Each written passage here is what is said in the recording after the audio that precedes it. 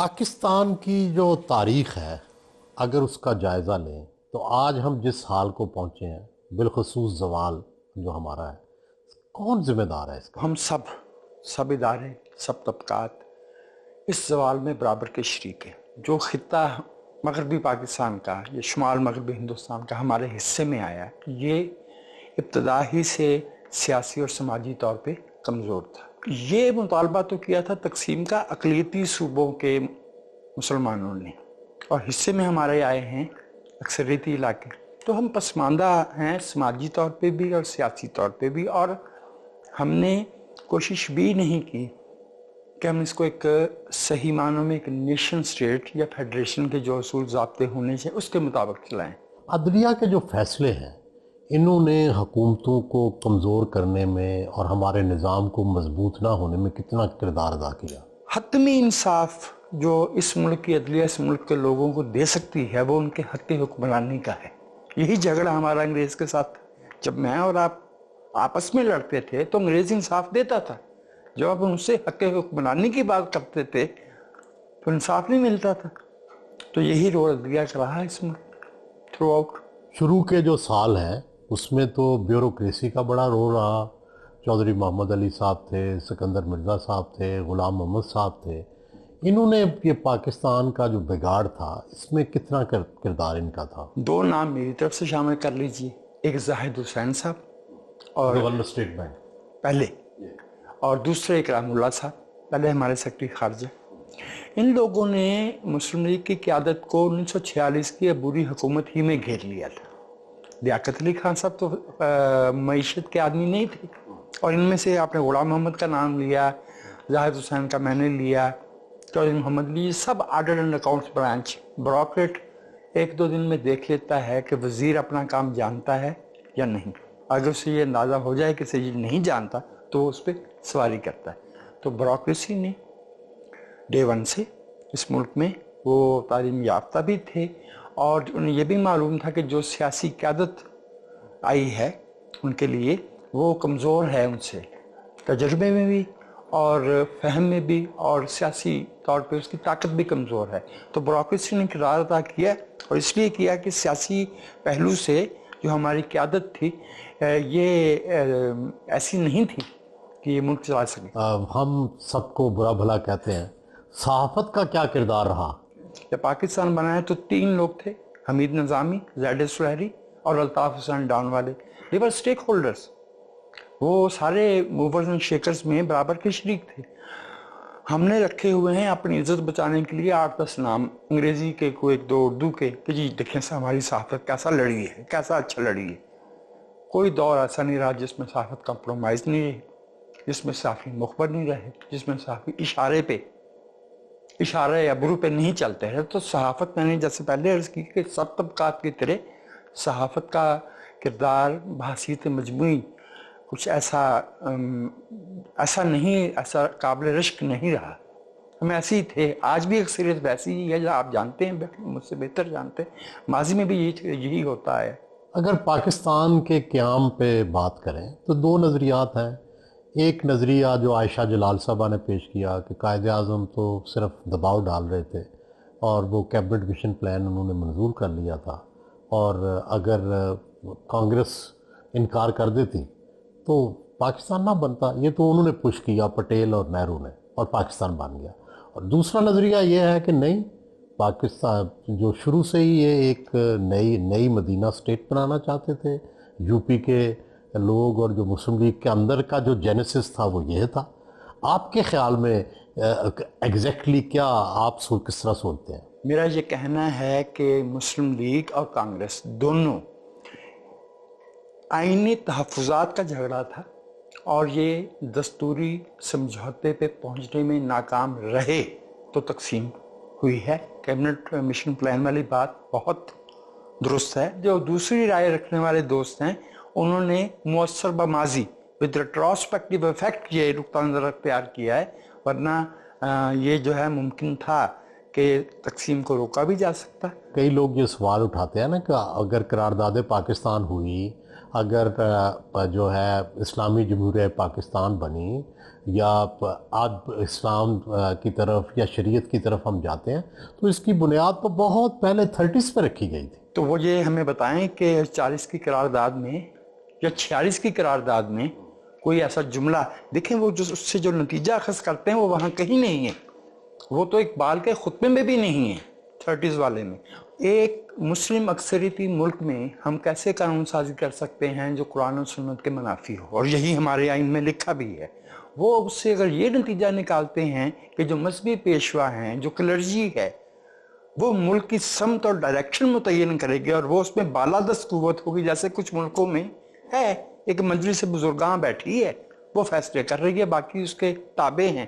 تو اس طرح کا کوئی نقطہ نظر مجھے تو کم از کم نہ ڈاکومنٹس میں نظر آیا، نہ اس ملک کے بانیوں کی سیاست میں. اگر 11 اگست کی قائد اعظم محمد علی جناح کی تقریر دیکھی جائے تو اس سے تو یہ لگتا ہے کہ قائد اعظم ایک لبرل معتدل پاکستان، جمہوری پاکستان بنانا چاہتے تھے، لیکن پھر قرارداد مقاصد آ گئی جو کہ ان کے جانے کے بعد ہی اگرچہ آئی، لیکن لیڈرشپ تو وہی تھی مسلم لیگ کی. تو قائد اعظم کی یہ صرف ایک سنگل رائے تھی اس دن قرارداد مقاصد والی، یا یہ ایک کانٹینیوٹی تھی جس کا کانٹینیوٹی سے ہٹ کے انہوں نے یہ بات کی؟ قرارداد مقاصد قائد اعظم کے ویژن سے 180 ڈگری پہ بالکل متضاد ایک بیانیہ تھا، اور یہ بالکل غلط کہا جاتا ہے کہ اقلیتی ارکان نے جو ہے وہ اس کی حمایت کی تھی. 10 نے اس پہ اعتراض کیا تھا. نام ان کے حامد خان صاحب موجود ہیں، انہوں نے اپنی کتاب میں نام لکھے ہیں. اس دن 31 ممبر دستور ساز اسمبلی میں بیٹھے تھے، 10 غیر مسلم تھے، 10 کے 10 نے مخالفت کی. اگر ایک ملک جو ایک نیشن سٹیٹ کے طور پہ سامنے آیا ہو اور وہ بھی ریلیجن کے کوسچن پہ، اس میں اس کی ایک بھی اقلیتی ممبر جو ہے وہ اس کی حمایت نہیں کرتا، تو قرارداد مقاصد اس ملک کی کلیکٹیو ول کی جو ہے اس ملک میں اب 1 کروڑ کیا پھر مسلم لیگ نے قائد اعظم کے نظریات سے بغاوت کر دی تھی؟ انحراف کیا ہے اس سے بغاوت. تو میں آپ سے اس کی ایک مثال عرض کیے دیتا ہوں. مولوی احتشام الحق تھانوی صاحب آپ کو یاد ہیں بہت اچھی طرح سے، تو ان کے بارے میں ان کی کتاب لکھی، اس میں انہوں نے واضح لکھا ہے کہ وی ور شاکڈ کہ جناح صاحب کیا کہہ رہے ہیں. جناح صاحب انحراف نہیں کر رہے تھے، ان لوگوں کی توقعات مختلف تھی. اس لیے میں یہ سمجھتا ہوں کہ قرارداد مقاصد was not just a deviation, I would say it was a betrayal of Jinnah's vision. It was a betrayal of Jinnah's vision. لیکن قائد اعظم بار بار کہتے رہے کہ ہم اسلام کی تجربہ گاہ بنائیں گے. 11 اگست کے بعد اسٹیٹ بینک میں جو ان کی تقریر ہے اس میں انہوں نے دہرایا کانٹینیوسلی. پھر انہوں نے ایک جگہ کہا کہ اکبر ہمارا رول ماڈل نہیں ہے، ماؤنٹ بیٹن کو کہا عالمگیر ہمارا رول ماڈل ہے، اورنگزیب عالمگیر کا نام نہیں لیا تھا، اکبر کا نام لیا. جی اکبر کا انہوں نے کہا از ناٹ آور آئیڈیل. تو پھر یہ باتیں کس طرح سے ان کی 11 اگست کی تقریر سے ملتی ہیں؟ کہ دیکھیے ہر تحریک کو ایک جذباتی رسی یا دھارا یا دھاگا تو چاہیے ہوتا ہے نا. تو پاکستان کے لیے مذہب کا دھاگا استعمال کیا گیا، جیسے اس پاکستان والوں نے زبان کا کیا. تو جناح صاحب نے جہاں جہاں کہا، میں نے بہت غور سے ان کی وہ چیزیں دیکھی، انہوں نے کہیں یہ نہیں کہا، بلکہ یہ واضح طور پہ کہا کہ ملا جو ہے وہ ہمیں ڈکٹیٹ نہیں کریں گے اور ہمیں نہیں بتائیں گے کہ ریاست کیسے چلانا ہے. جہاں جہاں انہوں نے ذکر کیا وہ کہتے ہیں اسلام کے اعلیٰ اخلاقی اصول، انصاف، معاشی انصاف. یہی انہوں نے اس میں بھی کہا جو اسٹیٹ بینک کا افتتاح کیا تو اس میں بھی کہا ہے. لیکن اس سے عوام کیا مراد لیں گے؟ عوام وہ مراد لیں گے جو بہاء الحق قاسمی صاحب نے وزیر آباد کے چوک میں کہا کہ قرآن ہمارا آئین ہوگا. آئین تو ایک اور طرح کی دستاویز ہے، وہ ایک کانٹریکٹ ہے ملک کے لوگوں میں، سوشل کانٹریکٹ ہے، اس کے کچھ اپنے تقاضے ہیں. میرے خیال میں جناح صاحب نے سے بھی غلطی ہوئی ہے، بھٹو صاحب سے بھی ہوئی ہے. انہوں نے بہت سے وہ لفظوں پہ کھیلنا چاہتے تھے. قانون کا لفظ اور اس کی باریکیاں گلی کا آدمی نہیں سمجھتا، اس کو پھر وہ باتیں سمجھ آتی ہیں جو ملا کہتا ہے. قائد اعظم محمد علی جناح کی مشرقی پاکستان میں وہ مشہور تقریر جس میں انہوں نے کہا کہ بنگالی نہیں اردو قومی زبان ہوگی. آپ سمجھتے ہیں کہ اس نے بنگال کی جو تحریک تھی آزادی کی اس کو مہمیز دی؟ جی ہاں، اس کو آگے بڑھایا، اور وہ شاید پہلا موقع ہوگا جب جناح صاحب کو پبلک میں جو ہے وہ احتجاج ہوا ان کی تقریر پہ عوام کی طرف سے. 11 فروری 1948 تھا وہ جب انہوں نے یہ تقریر کی، ڈھاکہ یونیورسٹی میں کی تھی. لیکن میری رائے میں جو پہلا ہی ہمارا آئین بنا اس میں بنگالی کو مان لیا گیا تھا برابر کی زبان کے طور پہ. اصل جھگڑا جو ہے وہ یہ تھا کہ سیاسی اقتدار کا مرکز مغربی پاکستان تھا اور اسے فوج چلا رہی تھی شمالی پنجاب سے آنے والی. وہ 56% آبادی تھی. پاکستان میں کبھی بھی فوج میں ایسٹ پاکستان کا حصہ 5% بھی نہیں رہا. ٹو مائی مائنڈ سیاستدان تو کھیلتا ہے نا. شیخ مجیب نے یا دوسرے لوگوں نے زبان کا ایشو جو ہے وہ اٹھایا اس لیے کہ لوگوں کی جذباتی وابستگی اپنی زبان سے، لٹریچر سے، ثقافت سے تھی. لیکن جو جھگڑا تھا وہ سیاسی اختیار کا تھا، وہ معاشی اختیار کا تھا، وہ اس بات کا تھا کہ پٹسن ہماری سب سے بڑی ایکسپورٹ تھی اور ہم جانتے ہیں کہ مشرقی پاکستان اور ویسٹ پاکستان میں معاشی تفاوت کتنا تھا. بہت سے قوم پرست اور کرٹک یہ بھی کہتے ہیں کہ قائد اعظم محمد علی جناح کی طرف سے خیبر پختونخوا یا اس وقت NWFP کی اسمبلی توڑنا، سندھ اسمبلی توڑنا، یہ بھی غیر آئینی اقدامات تھے. آپ کی کیا رائے ہے؟ غیر آئینی تو نہیں تھے، غیر جمہوری تھے، کیونکہ جو 1935 کا ایکٹ ہے اس کے سیکشن 10 کے تحت گورنر جنرل کو یہ اختیار تھا توڑنے کا، لیکن غیر جمہوری تھا چونکہ وہ منتخب حکومتیں تھیں. صرف وہ جناح صاحب کی زندگی میں نہیں، 1958 آتے آتے ہم نے 8 صوبائی اسمبلیاں اور 2 دفعہ دستور ساز اسمبلی توڑ دی. پاکستان نے تقریباً 4 جنگیں بھارت سے لڑی ہیں اور 2 افغانستان میں لڑی ہیں. ان جنگوں نے پاکستان کی معیشت کو اور ریاست کو کمزور کیا ہے یا مضبوط کیا ہے؟ جو لوگ ان ادوار میں حکومت کر رہے تھے ان کو تو فائدے میں گئی چکے، ان کو تو ڈالر والر ملے. لیکن 65 کی جنگ میری نظر میں جو میرے اساتذہ نے بتایا ہے وہ نقطہ ہے جہاں سے ہماری معیشت دوسروں کے لیے ایک مثال ہونے کے بجائے ایسی اکھڑی کہ دوبارہ اس پہ نہیں آ سکی. اس سے بڑا نقصان یہ جو ہوا ہے وہ ہماری سوسائٹی کے اور ہماری معاشرت کے ملٹرائز ہونے کا ہے. یہ جو عسکریت پسندی ہمارے ہاں پھیلی ہے، یہ جانتے ہوئے بھی کہ ہم جنگ افورڈ نہیں کر سکتے تھے.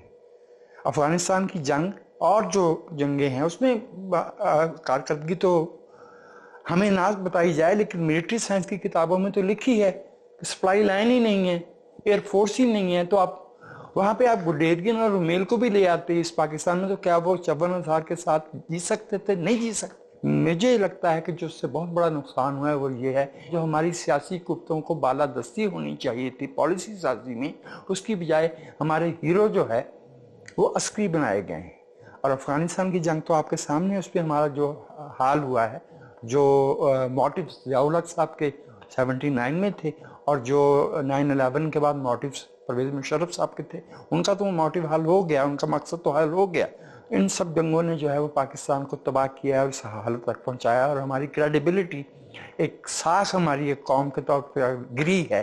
تو اس میں ان جنگوں کا بہت بڑا کردار ہے. وجہ صاحب یہ بھی ہم جاننا چاہتے ہیں کہ قائد اعظم تو جو وین پیش کرتے تھے وہ کہتے تھے کہ Pakistan and India will be like Canada and America. Liaquat Ali Khan کی بھی ایک سپیچ اسی طرح کی ہے امریکہ کے اندر. تو یہ کہاں سے ہمارا ورژن بدلا، کیوں بدلا؟ 17% مالی وسائل، 20% آبادی اور 33% فوج برٹش انڈیا کی پاکستان کے حصے میں آئی ہے. اور فوج بھی وہ جس کا آزادی کی لڑائی سے کوئی حصہ نہیں تھا. 2 طرح کی نیشنل لبریشنز ہیں نا، کہیں الجیریا کی طرح لڑ کے اور اس میں فوج نے حصہ لیا ہے، اور کہیں پاکستان انڈیا کی طرح میز پہ. تو ہم تو میز پہ آزادی جیتے تھے. تو یہ جو خیال تھا یہ عملی طور پہ ممکن نہیں تھا. عملی طور پہ تو شیر علی خان کی کتاب آپ مجھ سے بہتر تاریخ جانتے ہیں، انہوں نے 1948 میں کہہ رہے تھے اور اپنے میسروی صاحب سے کہہ رہے تھے کہ why don't you tell these politicians how to behave with men in uniform. اب وہ بریگیڈیئر تھے. بریگیڈیئر کا اگر یہ سوچ تھی تو باقی رینک اینڈ فائل کی کیا سوچ ہوگی؟ میرا نہیں خیال کہ کینیڈا اور امریکہ جیسے تعلقات جو تھے وہ ممکن رہ گئے تھے، باوجود اس کے کہ اپریل 1950 میں لیاقت نہرو پیک تو ہوا. کیا ہم نے کبھی اس کو سنجیدگی سے لیا یا ہمارے بچوں کو بتایا گیا کہ لیاقت اور نہرو نے، وہ 8 دن کا دورہ تھا انڈیا کا، اس کے بعد جو معاہدہ ہوا ہے وہ اقلیتوں کا تحفظ اس کا بنیادی حصہ تھا. آج انڈیا میں جو ہو رہا ہے اور جو ہمارے ملک میں اس پہلے بھی ہو تو وہاں بھی ہوتا آیا ہے.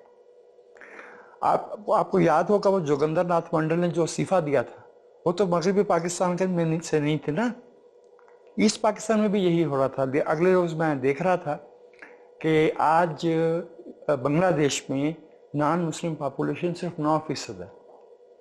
یہ 1970 تک بھی یہ 24%، 25% تھی. اس کا مطلب ہے نا کہ وہاں سے نکلیں. کیسے ہم سوچتے ہیں کہ جو ہے نا وہ کینیڈا اور امریکہ جیسے تعلقات رہ سکتے تھے جب ہم نے. کس نے کیا یہ خرابی؟ I think it was there in the idea. I think it was the failure of the political leadership. اس پہ نہرو، پٹیل، گاندھی، جناح کوئی بھی جو ہے وہ unblemished نہیں جاتا. غلطیاں تو ہوئی ہیں، چونکہ اگر ہم کیبنٹ مشن پلان کو سابوتاژ کرنے کا الزام نہرو صاحب پہ دیتے ہیں تو جنہوں نے 16 اگست کے ڈائریکٹ ایکشن کا اعلان کیا کلکتہ میں جو کچھ ہوا، وہاں تو سہروردی صاحب وزیر اعظم تھے نا. لیکن اعلان تو قائد اعظم نے کیا. اور اس وقت پتہ کیا کہا تھا؟ I'm not concerned with ethics right now. اور یہ کہ اب ہم نے پستول اٹھا دیا، وہ بڑی خوفناک تھا. وہ 29 جولائی 1946 کی وہ پریس کانفرنس ہے، اعلان قائد اعظم نے کیا تھا، لیکن اس کو عملی جامہ جو ہے وہ ناظم الدین اور وہ وزیر اعظم تھے سہروردی، انہوں نے پہنایا. وہ کلکتہ میں بیٹھے ہوئے تھے. لیکن گاندھی تو جا کے سہروردی کے گھر بیٹھ گئے تھے پہلے. سہروردی صاحب ان کے پیچھے بیٹھ گئے تھے کیونکہ انہیں معلوم تھا کہ وہ اس کے بعد بنگال میں نہیں چل پائیں گے. یہ کلکتہ سے چلا ہے معاملہ. نواکلی بھی مسلم میجورٹی ایریا تھا، پھر بہار میں آیا ہے. From then on it was, چونکہ اگر ایک جگہ پہ مثال قائم ہو جائے گی تو پھر آپ پٹیل، آپ کو پتہ ہے ایک متعصب ہندو تھے. صرف متعصب نہیں تھے، وائلنٹ بھی تھے. پھر ہم بہار میں کیسے روک سکتے تھے؟ وہ تو بیچارے تاریخ کے جبر کا سب سے بڑا شکار ہوئے ہیں. انہوں نے تو 2 دفعہ جو ہے وہ بے وطنی دیکھی.